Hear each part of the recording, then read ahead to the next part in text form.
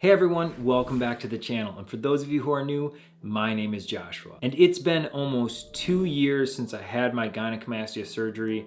And to this day, I still get questions on my comments, my Instagram DMs, and emails about the surgery for those of you who are looking to get the surgery or other ways to get rid of gynecomastia. So I literally took screenshots of a ton of different questions about gynecomastia that I thought were good, and I figured I would make a quick gynecomastia surgery Q&A video. And first off, I know a lot of your questions for this video will be, what does my chest look like now? So here's a photo of it really quick. Now I know I'm not showing you my actual chest in real person on the video, but I do plan on doing a 2-year after surgery video update. And at that time, I'll show you what my chest looks like in both the front and the side, basically almost a 360 of my chest in that video. Also, there's really no order to these questions. I'm literally gonna go just like straight through each question and basically answer them as I read them. All right, so the first question. So removing the gland will get rid of puffy nipples altogether. And the answer is yes. So when you are removing the gland for gynecomastia, there's like a 95 to 99% chance that it will remove all of the puffiness from your nipple and your chest will look flat. There is a slim chance that you may still have some mild puffiness, and that's due to certain things that the surgeon may not be able to control. You may actually have some of the gland inside your muscle fibers in your chest and not just strictly as like a kind of floating gland. It can be something that causes a little more puffiness. And then there is also the chance that maybe your surgeon had to leave some gland in for any which reason that they chose to do that. All right, so next question, can I get a tattoo to cover the scars? If so, when would you recommend doing so? So the simple answer is yes, you can get a tattoo to cover the scars. Unfortunately, where my scars are, a tattoo there would look really strange unless I got like an overly large chest tattoo. And then I already happen to have tattoos, so trying to make that work wouldn't work. But for you, yes, you could get a tattoo to cover scars. A lot of people do this all the time. You see this with people who are like shark bite victims or anybody who has like major scarring. Sometimes they'll get a tattoo to kind of play into whatever happened to them. In regards to how long you should wait, I would say anywhere from 8 months to a year would be a good time to wait, just so that you allow the scar to heal as much as possible before you do any tattooing over it. Next question, around how much did the surgery cost you? I already did a whole video on this, on the cost of gynecomastia surgery. For me personally, the cost was $8,000 in US dollars. Now, this will vary greatly by where you're located, what type of surgeon you're going to, what grade gynecomastia you have. There's a ton of things that go into the cost. So just because mine was $8,000 and you may see someone else who had a surgery for like $3,000, that doesn't mean you're gonna be a $3,000 or an $8,000. Yours could be way more, it could be way less. Like I said, there's a lot of factors that go into the cost of gynecomastia surgery. All right, so the next question, second week of my surgery and my one side skin is loose.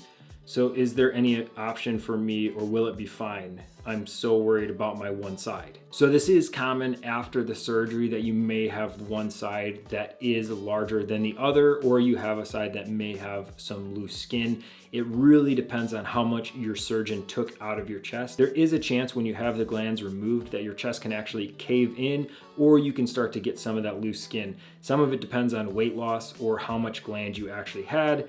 And there really isn't much you can do. The skin will tighten up a little bit, but if you have really, really loose skin, you may need to go back to your surgeon to have them nip some of that up and get rid of some of that skin to help tighten your chest. All right, next question. When did you start applying the gel for your scars? I started applying the gel once the stitches actually dissolved and were removed from my chest. So basically, once I could see the incision scars and then the lipo scars, so it was about 6 weeks. That's when I started applying the silicone gel to my scars to, one, help protect from the sun if I was out in the summer, and then to help remove or fade that scar so it wasn't as visible. Next question, can we continue with consuming whey protein after the surgery? And the simple answer is yes, you can literally consume anything you want after a surgery. It's really up to you. I did do a video on maintaining weight after surgery, just because after you get the surgery, you're gonna be pretty immobile for quite a long time, and it can be easy to just Netflix and chill and binge on food. And so you might wanna set up a good, healthy regimen to make sure that you're not consuming too much. But yeah, you can pretty much consume anything after the surgery. And this is probably the biggest question I've had on all of my videos. Do you have any before pictures? Here is a picture that I found. It is probably the oldest photo I have where I first have gynecomastia as a kid. I have to be roughly 12 or 13 in this photo. No joke, I went over to my parents' house and went through all of our family photos, all of my childhood photos, anything I could find. I literally scoured Facebook. I went through everything I could find.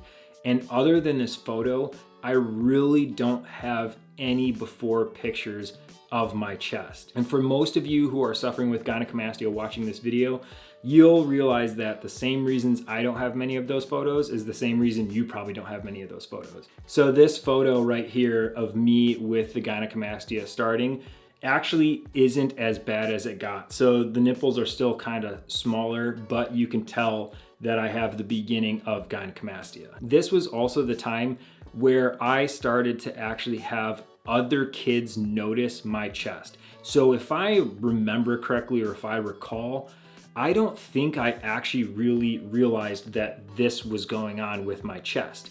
And then I remember I went to a summer camp. It had to be this summer or shortly after, but I went to a summer camp, and I remember specifically that one of my best friends in the cabin when I had my shirt off was like, "Oh my God, dude, your nipples are huge." And I remember kind of thinking like, oh, that was weird, and like wanting to cover them up. And then I remember a girl specifically called me bitch tits. And I was like, what is she talking about? I was a relatively thin kid, so I didn't understand it. You know, I'm thinking like, okay, I'm not the Truffle Shuffle kid from like the Goonies or anything. Like, what is she talking about? But that's when I started to realize my chest didn't look right. And so from then on out, whenever I had photos, I almost always had a large shirt on that really hid my chest. Or if for some crazy reason I did have my shirt off when we were taking a photo, I was definitely doing the nipple rub to make sure that my nipples shrank before the photo was taken. I actually did that a lot even with my shirts. I would rub my chest to make sure my nipples shrank so they didn't look as large. And so I pretty much did anything I could to make sure that you never could tell I had gynecomastia. Next question. Could you really feel the glands under your chest before the gyno operation? My surgeon told me that I only need lipo. I'm very fit and not overweight, so I find it hard to believe that I don't need any glands removed. So this was actually a very similar situation to what I had going on when I first visited my surgeon. I was in pretty good shape, having just lost 30 pounds.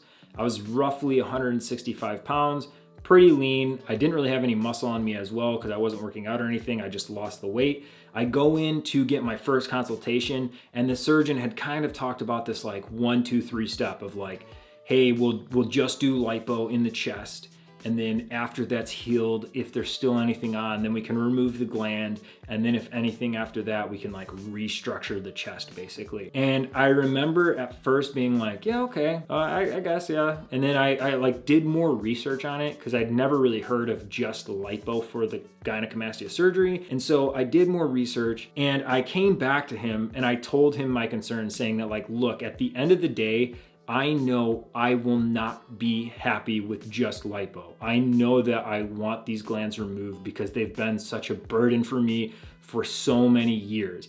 And so we had a really good discussion. My surgeon laid out for me what that may look like removing the glands in terms of having my chest concave, having loose skin, maybe having an uneven chest. He kind of went through all the things that could go wrong and why he felt he wanted to do lipo first, just to see if that may solve the problem.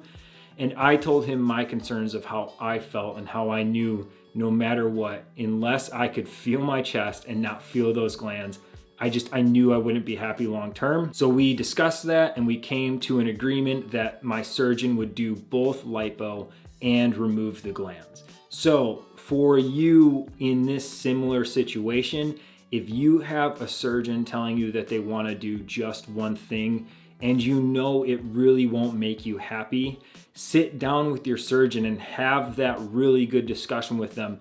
Be honest and tell them how you know this thing will make you feel in terms of the surgery and removing whatever you need to have removed in your chest. And then listen and hear out your surgeon for their concerns they may have for you. Because everyone's gynecomastia is different, and everyone's situation for removing that gynecomastia may be different. And so your surgeon's most likely done multiple surgeries with gynecomastia and removing the gland, or just liposuction, or both, and they'll know what they're dealing with more than you may even know. All right, next question. How long did it take for the pain of the lipo to go away? I got mine done 2 weeks ago and it's still sore. Mine was probably sore for about a month. It was one of those where I felt like as the days went on, I could like slowly lift my arms more, or like I could move a little faster. If I did any type of like quick movement or jogging and my chest kind of bounced or anything like that, like moved any movement with the muscles, it was pretty sore. Like it took about a month to where I felt like I could comfortably move. And even then, because of the compression vest and everything going on with that, it still just felt like, I don't know, it was just kind of sore because it was so tight and kind of irritable and just not comfortable. And so I wouldn't say like I was really just like full on like, yeah, I feel great, until the vest was removed and like the stitches were removed. Because there was also that like fear in the back of my head that I was gonna mess something up if I like moved too fast, or I lifted something too quick, or something too heavy. Like I said, I was sore for about a month, but I don't know how sore I really was because I never really tested my limits in terms of trying to really test like the incisions or anything like that. All right, next question. Was it done under local anesthesia? And the quick answer is yes. I had a few shots in my chest, and then I had one to basically numb like my abdomen. So there was like a local for the chest, and then there was a basically general local for my whole abdomen. So I was awake, I was super drugged, super high. If you actually go back and watch my first gynecomastia video. Surgery's finally done, and I am high as a kite right now. I wish I wouldn't have recorded that right after the surgery because I was so high that I just didn't know what was going on. And that's basically how I was in the surgery. But yes, I was awake, very out of it, like almost feels like it never even happened. And like I said, it was under local anesthesia. Next question. I'm so nervous to do my surgery that I'm shitting myself. Does anyone have any advice? So I've never shared this before, but I was so nervous with my gynecomastia surgery that I almost called the day before and the day of and canceled the surgery because I was just so nervous. It's a huge undertaking. The results are not guaranteed and you have no idea what's gonna happen. And there's just this weird thing where I hated the gynecomastia for so long that I always wanted it gone. Like I dreamed of having like a normal chest, but then it finally came time to get rid of it. And there was a weird part of me that was so nervous that I was almost willing to put up with having gynecomastia for the rest of my life just not to do the surgery. So my best advice is really talk with your surgeon, get to know what's going on with your surgeon, get to understand gynecomastia and what it is, what your type is, like what your grade of gynecomastia is. Really understand the whole process of the surgery. And then, like I said, any concerns you have, talk those through with your surgeon, and then just know that everything will be all right. Now that I'm done with the surgery, I'm so glad I didn't cancel it, and I would have regretted every second had I canceled it, because the long-term effects of gynecomastia definitely outweigh the little bit of nerves you have for the few days leading up to the surgery. All right, next question. Hey man, I'm contemplating getting my gyno done since it's been bothering me for a long time. Did you undergo liposuction or another method? So I underwent liposuction and a gland removal. So the surgeon actually went into my chest up through here with like a little lipo stick or whatever they use. And then I actually had a small incision made on the underside of both nipples, and the gland was actually pulled out of my chest. So I no longer have a gland. And then I had a little bit of what you call pseudogynecomastia, which is where you have the appearance of gynecomastia basically around your chest, so some fat in your chest that's unnatural. And so the surgeon removed that as well as the gland. All right, next question. Just had mine like 1 week ago, and it's swelling to a point where I still feel stuff around the nipple. I was wondering, did yours swell for a while and did you ice it well? So I did have minimal swelling after the surgery. That's obvious with any surgery. It's pretty invasive, so your skin will swell. It's a protective measure that's natural in your body, but swelling to that level may be other issues going on, such as fluid in the chest that you may need to have removed from your surgeon. I never had to ice my chest. I never had swelling to the point where it felt like there was things inside my chest. You could have something called a hematoma or a seroma. And like I said, that's really just fluid in the chest that's in there that you have to have drained by your surgeon or just a general physician. So I would definitely call your surgeon if you have an issue like that, especially a week to 2 weeks out, not the few days after where you're gonna see swelling, but as that swelling starts to go down, if yours doesn't, or you notice that your swelling actually gets worse, I would definitely call someone immediately and see about getting that drained, because you don't want to let that just continue on, because it can cause a lot of issues for you. All right, so next question. Fill me with hope, man. I want to have a surgery for nipples and mammal glands, and I want my chest like yours. Had you psychological aid from your partner in this choice of being operated on? So first of all, thank you. I can't explain how great it has felt to help so many of you in your gynecomastia surgery journey. And did I have psychological help from my partner? The short answer is yes. My wife knew everything about gynecomastia, how it bothered me, how it affected me mentally, physically, just how I felt about myself. And she also knew my excitement, my joy, my fears, my nervousness with the surgery. One of the reasons my wife was so okay with spending so much on a surgery to something that she actually didn't think was that big of a deal was because even though she didn't think the gynecomastia was that big of a deal, she understood how much it affected me. And it really did help having someone that I could confide in about my surgery. Because before I had my wife, I really didn't have anybody.